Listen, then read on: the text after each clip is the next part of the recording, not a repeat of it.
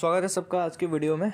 ये मूर्ख आप देख सकते हो, इसने यहाँ पे क्लेम किया है। इस मूर्ख का आप क्लेम देखो, Brahma had sex with his daughter. ठीक है, मत्स्य पुराण। ये अब इसका खंडन मैं करता हूँ, रुको। ये इसका जवाब है मेरे पास। ये जो श्लोक है दिखा रहा है, जो पुराण दिखा रहा है, क्या इसने एक ब्लंडर किया है यहाँ पे मैं दिखाता हूँ। और एक और चीज़ जो यहाँ पे आप देख सकते हो कि Vishnu had sex with gopis, Garuda Purana में ऐसा कोई भी वर्णन नहीं है। मैंने खोल के देखा है, कुछ भी नहीं है वैसा।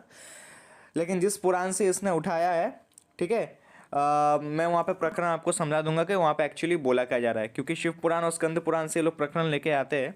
इसको यही तक नहीं पता कि कौन से पुराण में कौन सी स्टोरी आती है। बेवकूफ़ आदमी। विष्णु पुराण, ये वाली स्टोरी जो आती है और गोपी लिखा है। बेवकूफ़ को ये भी नहीं पता कि वहाँ पे वृंदा का है। इसको नाम, इसको कुछ भी, इसको बेसिकली कुछ भी नहीं पता। विष्णु और गोपी कहाँ से हो गया? विष्णु गोपी होती है क्या? मैंने तो सुना है कृष्ण की गोपीज होती है, विष्णु की गोपीज होती है। अब आप सोच लो भाई, अब कैसे कैसे मूर्खों आ गए भाई आजकल, आप देख लीजिए। और ये इसका खंडन मैं करता हूँ, ठीक है। ये इसने गलत दिखाया। गरुड़ पुराण में से कोई वर्णन नहीं आता है। गरुड़ पुराण पूरा अलग अलग अलग है। वो पुराण पूरा अलग चीज़ पे बेस्ड है। और मत्स्य पुराण का जो 32वां श्लोक वो आधे से ज़्यादा इंटरपोलेटेड है।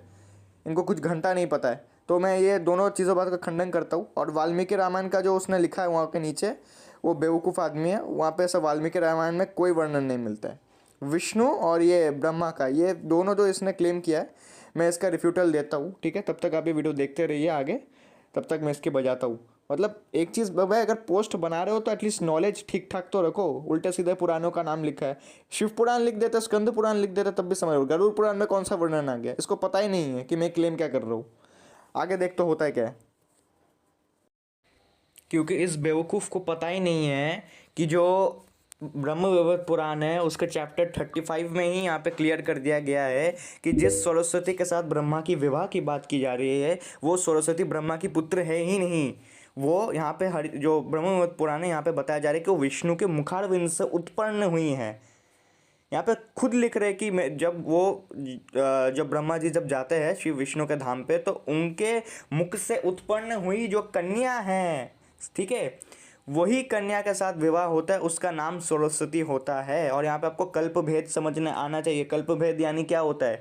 कल्प भेद यानी हमारे यूनिवर्स में, मतलब हमारे हिंदुज़म में ऐसे एक फिलोसफी, ऐसे एक थ्योरी है जहाँ पे हम साइकिलिक यूनिवर्स को मानते हैं। तभी अगर आप देखोगे कॉन्ट्रडिक्शन चिल्लाते ये लोग, ठीक है, कि देखो शिव पुराण में शिव जी को बड़ा बताया गया, देवी पुराण में। अरे यहाँ पे आपको समझना पड़ेगा कि हमारे इधर साइकिलिक यूनिवर्स की थ्योरी है।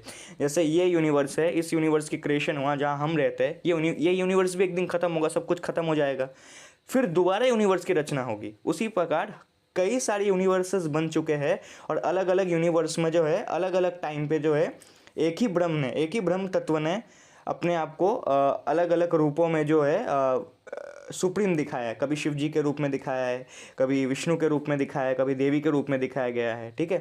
तो यहाँ पर अगर समझना पड़ेगा, जिस कल्प की यहाँ पे बात हो रही है, ये कल्प अभी का कल्प नहीं है, पहले का कल्प की स्टोरी है। जो ब्रह्म वैवर्त पुराण में यहाँ पर बताया जा रही है, पहले के कल्प की है। तो यहाँ पे ये क्लियर कर दिया गया कि ये वाली जो सरस्वती है जो अभी अभी हमें मिली है, ठीक है, ये जो है ब्रह्मा की पत्नी है, लेकिन ये ब्रह्मा की पुत्री नहीं है। ब्रह्मा ने इसको नहीं बनाया है।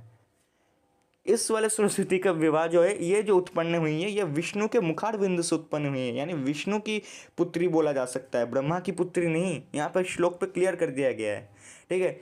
अगर आपको ये विश्वास नहीं हो रहा है कि ये उसी सरस्वती की बात हो रही है, मैं यहाँ पर आपको दिखाई देता हूँ।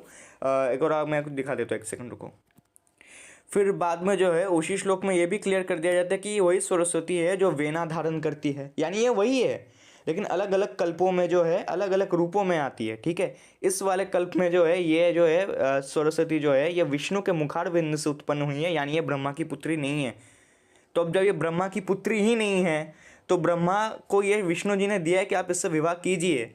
तो इसमें इनको क्या दिक्कत? एक्चुअली इनको कुछ पता नहीं है, आपको समझना पड़ेगा। ये जो व्यक्ति होते हैं ना, सोल्जर ऑफ डॉव वगैरह, इन्होंने कुछ नहीं पढ़ा है ना। इन्होंने मत्स्य पुराण ध्यान से पढ़ा है ना, ब्रह्मवैवर्त पुराण इन्होंने ध्यान से पढ़ा है। इनको पता ही नहीं कि कौन से पुराण में, कौन से कल्प में क्या स्टोरी बताई जा रही है, कहाँ पे क्या डिफरेंस है। इनको कुछ नहीं पता। इनको कुछ भी मिलता है, ये कुछ भी गपोड़ देते अपने अंधे दिमाग से। बोलते देखो यहाँ पे पिता पुत्री ने सेक्स कर दिया। पिता पुत्री ने सेक्स कर दिया तो तुम्हारे इधर तुम्हारे लॉट ने क्या किया था भाई अपने बेटियों के साथ? हाँ, तुम्हारा बाइबल खोल के दिखाया था मैंने, तुम्हारे लॉट ने क्या किया था अपने। उधर तो क्लियर बोला जा रहा है कि वो उनकी खुद की सगी बेटी थी।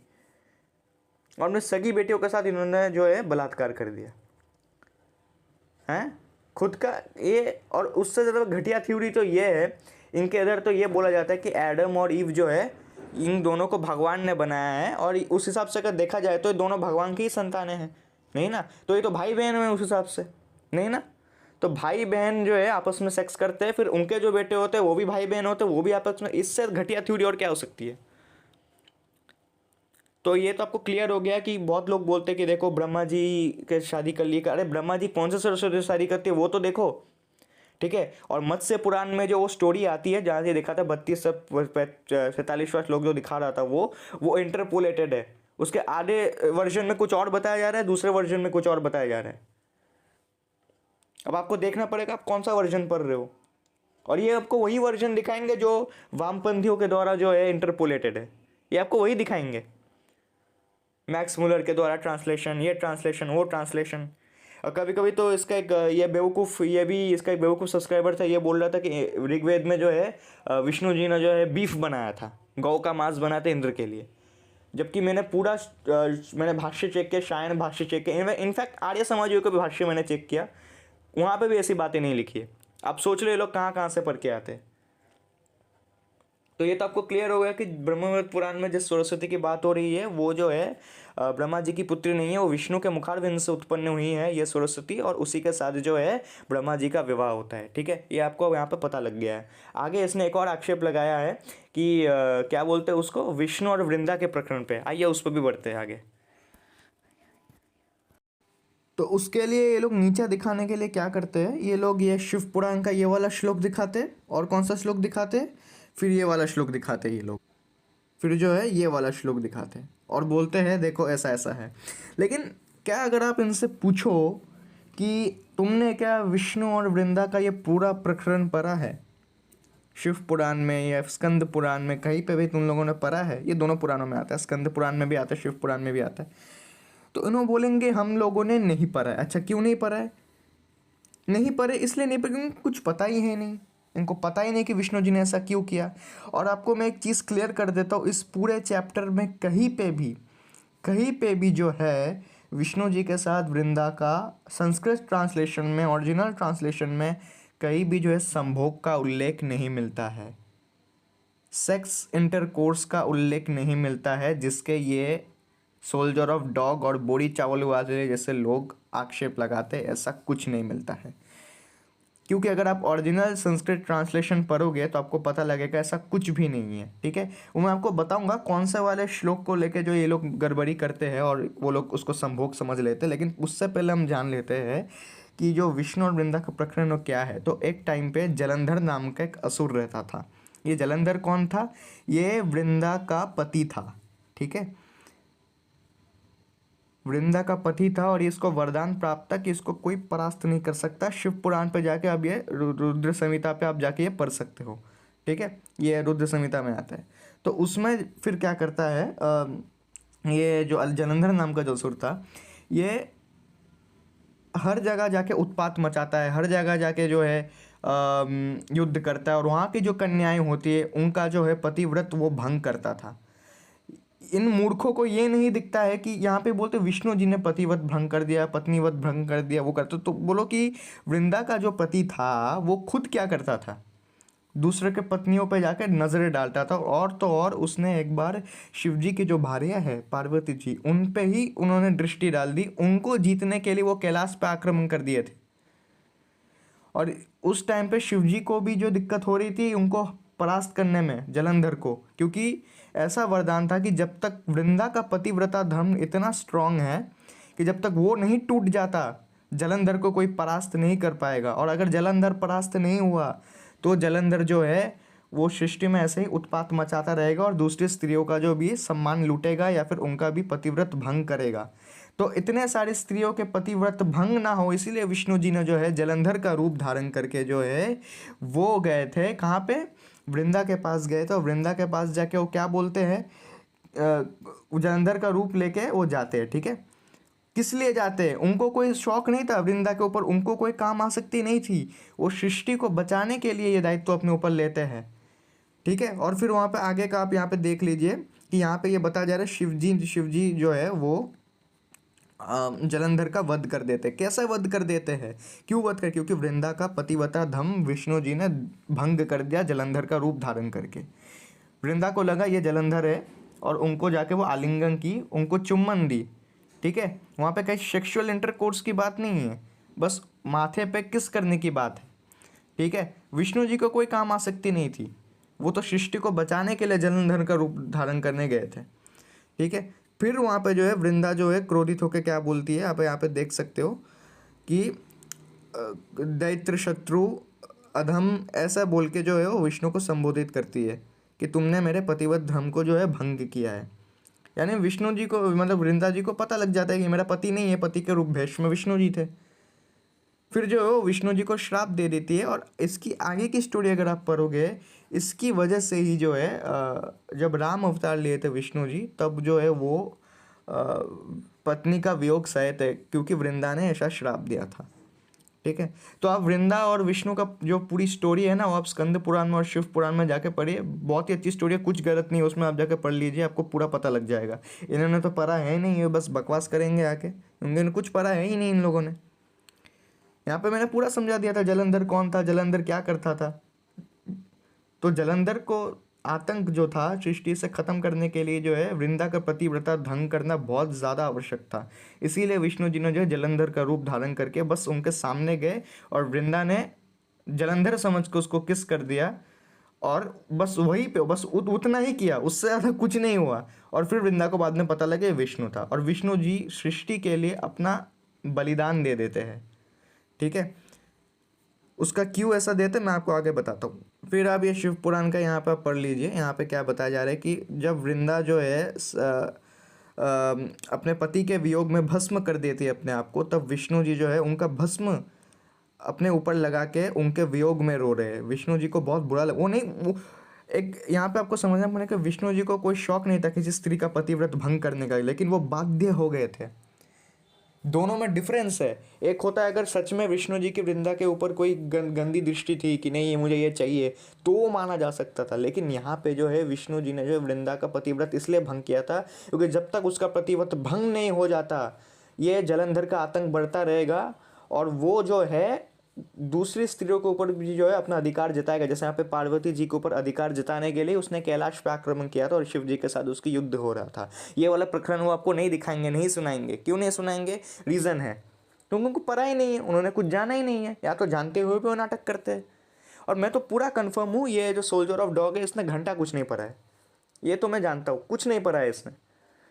तो अब आपको समझ में आ गया है कि विष्णु जी, वृंदा जी और ये जलंधर का क्या प्रकरण है, क्या सीन है, ठीक है। तो आपको आई थिंक समझ में आएगा। और जो श्लोक को जो मिस इंटरप्रेट करते हैं मैं आपको दिखा देता हूँ। अब जिस स्कंद पुराण से ये श्लोक दिखाते हैं ना, संभोग शब्द यहाँ पे आप देख सकते हो जो श्लोक में आ रहा है। यहाँ पे क्या है? सुख संभोग आकर्षण व्यतिक्रमात्। देखो सुख है, संभोग है, लिखा है, लेकिन एक और शब्द यहाँ पे है व्यतिक्रमार्थ। इसका अर्थ क्या होता है व्यतिक्रमार्थ? व्यतिक्रमार्थ का संस्कृत का अगर आप अर्थ देखोगे तो उसका अर्थ ये होता है कि बाधा आना। यानी जब विष्णु का आलिंगन कर रही थी वृंदा, तब उनको सुख तो मिलता है, ठीक है, आकर्षण भी मिलता है, लेकिन उस प्रकार का भाव नहीं होता कि ये मेरे पति है। एक होता है ना अजीब सी भाव आती, नहीं ये कोई और है, ठीक है। तो उसको व्यतिक्रमात, वो बाधा की बात की जा रही है। यानी उनके बीच कोई सेक्सुअल इंटरकोर्स नहीं हुआ था। पूरा चैप्टर आप उठा के पढ़ लीजिए, कहीं पे भी आपको नहीं मिलेगा। हाँ, मैक्स मुलर के द्वारा, लेफ्टिस्ट के द्वारा इंग्लिश ट्रांसलेशन में भर भर आपको वो तो कुछ भी मिल जाएगा। कई पे के तो मैंने रामायण पे देखे है कि कई पे ये जो इंग्लिश ट्रांसलेशन होते हैं जो लेफ्टिस्ट के द्वारा किया, तो वहाँ पे तो सीता जी को राम जी का भाई बता दिया गया। अब देखना पड़ेगा ना आप कौन से ग्रंथ से क्या पढ़ रहे हो, ऑथेंटिक सोर्स से पढ़ रहे हो कि खुद से जान रहे हो। तो यहाँ पे आप देख लीजिए, जिस श्लोक को मिस इंटरप्रेट करते हैं, संभोग, संभोग तो है लेकिन वो संभोग नहीं है, उसके आगे भी कुछ है, व्यतिक्रमार्थ। यही ये लोग मिस कर देते हैं, यही व्यतिक्रमार्थ क्यों नहीं दिखाते हो, पता ही नहीं है व्यतिक्रमार्थ का अर्थ। सोल्जर ऑफ डॉग को तो नहीं पता होगा, मुझे पता है, उसको संस्कृत पता भी नहीं, उसको हिंदी भी नहीं पता, उसको पता भी नहीं पुराण क्या होता है, बस कुछ भी कहीं से मिलता है ऊपर छाप देता है वो, ठीक है, मैं पता है। और ये व्यक्ति इसीलिए नहीं आता डिबेट में।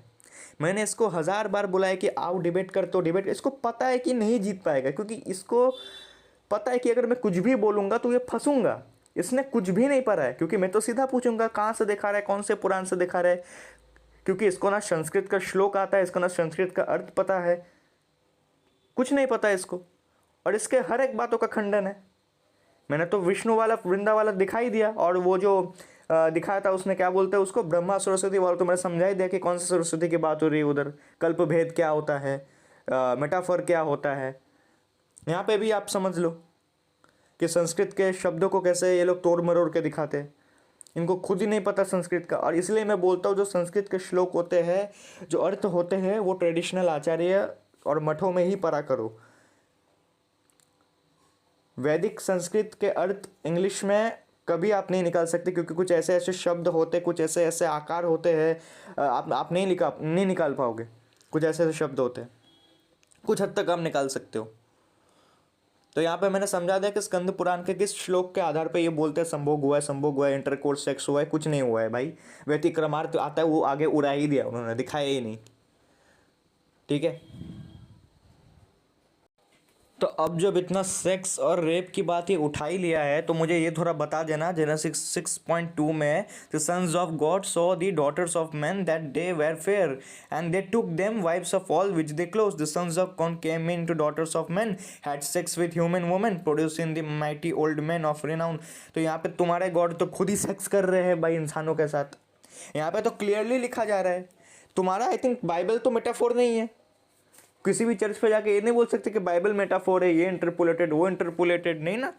तो खुद का भी देख लिया करो। यहाँ पे कितने बढ़िया बढ़िया स्टोरीज है। तुम्हारे तो भगवान खुद आके सेक्स कर रहे हैं यहाँ पे भाई। ठीक है, पहले अपने जीसस के बाप का नाम तो पता लगा के आओ भाई, कि जीसस के बाप का नाम एक्चुअली था क्या, यही नहीं पता है। ठीक है, खुद के ग्रंथ नहीं पढ़ने हैं, दूसरों के ऊपर कीचड़ जरूर उछालना है। क्योंकि एक काम होता है ना, जो कीचड़ होता है ना, कीचड़ जो सुअर होता है उसको कीचड़ में रहने में बहुत मज़ा आता है। ये सुअर ही है, इनको कीचड़ में ही रहने दो, ये कीचड़ से कभी बाहर नहीं आ पाएंगे। ठीक है, अभी और दिखाता हूँ, रुको। क्योंकि तुम्हारे जो मोजेस है वो खुद क्या बोलते हैं, ठीक है, अब मैं बताता हूँ, रुको। ठीक है, चरित्र पे आते हैं ना। अब ये देखो यहाँ पर ठीक है। There were the ones who followed Balaam's advice and encouraged their Israelites to be unfaithful to the Lord in Peor incident, so the plague struck the Lord's people.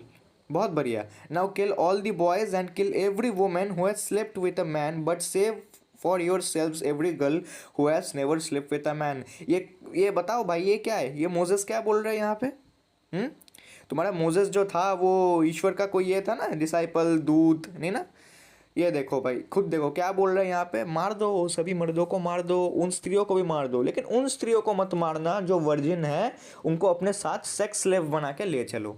ये तो तुम्हारा भगवान है, ठीक है, ये तो तुम्हारे खुदा है, यही तो तुम्हारे भाई मसीहा है, जो भी तुम लोग बोलते हो। ठीक है, ये देखो, दूसरों के ऊपर जब कीचड़ उछालते हो ना, तो ये याद रखना कि कीचड़ वही उछालता है जो खुद कीचड़ में रहता है। तभी तो कीचड़ पे हाथ रखा है उसने, तभी तो उछाल पा रहा है। ठीक है, कीचड़ कौन उछालता है? जिसके हाथ में कीचड़ है। कैसे रहेगा? क्योंकि अगर खुद कीचड़ में है, तुम खुद ही कीचड़ जैसी जगह पे फंसे हुए हो और तुम दूसरे के ऊपर कीचड़ उछाल रहे हो, है? और इनको यह भी नहीं पता कि अगर कीचड़ उछालोगे वो भी आके तुम्हारे ऊपर ही गिरेगी। यही नहीं देखते इन लोगों की। बहुत बढ़िया। बहुत महिला महिला महिला प्रकरण की बात करते हो ना तुम लोग, महिला प्रकरण की, खुद की महिला प्रकरण पर भी देखो। Racism and hate by Jesus कहाँ से उठाया? Mark 7.25। A woman whose daughter had a unclean spirit came and fell at Jesus feet. The woman was a Greek. She asked Jesus to remove the devil from her daughter, but Jesus ने क्या बोला? No, it's not right to take children's bread and cast it to dogs. बहुत बढ़िया। Means जो healing है वो सिर्फ जो है इसराइलों के लिए है, ज्यूस के लिए है। ठीक है। The mother said to Jesus, even dogs feed from the children's crumbs. Greek mother accepted her daughter has does dogs so that Jesus treated हर।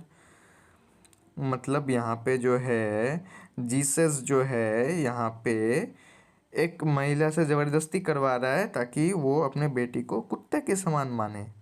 ठीक है, नॉन जूइस जो होते हैं वो कुत्ते के समान ही होते हैं। ये तो तुम्हारे जीसस की सोच थी, नहीं ना। और ये मैंने बहुत चीज़ बार बार देखी, इजराइल इजराइल इजराइल। जैसे दुनिया में एक ही देश है इजराइल, और देश है ही नहीं, मेरे को ऐसा लगता था। मतलब एक महिला तुम्हारे पैर के गिरी हुई है, तुमसे भीख मांग रही है, लेकिन तुम बोलते हो नहीं नहीं नहीं दूंगा, नहीं दूंगा। अपने पुत्री को कुत्ते की समान मानो, उसके बाद जो है मैं मानूंगा। ये तुम्हारे जीसस की हरकत है। आए बड़े। और क्या है, अबंडन फैमिली गेट 100 टाइम्स, ठीक है। Jesus says anyone who lives their homes, brothers, sisters, parents, spouse, children और property for sake of my name will receive 100 times as much again eternal life. मतलब परिवार का, बच्चों का, स्त्रियों का, पत्नियों का, ये रेट लगा रहा है ये बंदा कि अगर तुम इनके मेरे लिए इनको छोड़ दो तो मैं तुमको जो है बेटर चीज़ें दूंगा। मतलब यहाँ पे बच्चों का, पत्नियों का, पेरेंट्स का कोई मूल्य ही नहीं है। यहाँ पे रेटिंग दी जा रही है। और ये रेफरेंस कहाँ से उठाया हमने? मैथ्यू से उठाया 19वां चैप्टर 29, लूक से उठाया 18वां चैप्टर 29 से लेकर 30 वर्स तक। न्यू टेस्टामेंट है, अब देख लो, पढ़ लो उसको जाके, ठीक है। ये तो भाई अब आप सोचो अभी आगे आगे आपको क्या सोचना है, ठीक है।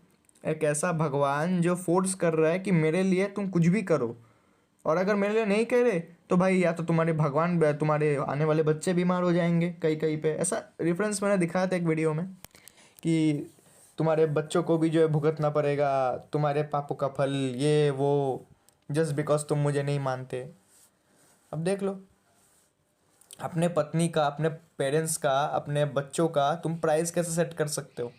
बेचने की चीज़ है वो, हाँ? इस अल्टो बोलो ना। मेला जीते जाएगा, मेला जीते जाएगा ना, मेला जीते जाएगा, मेला जीते ना, बोला ना तुमको आना पड़ेगा मेला। यचू यचू मेरा यचू यचू यचू।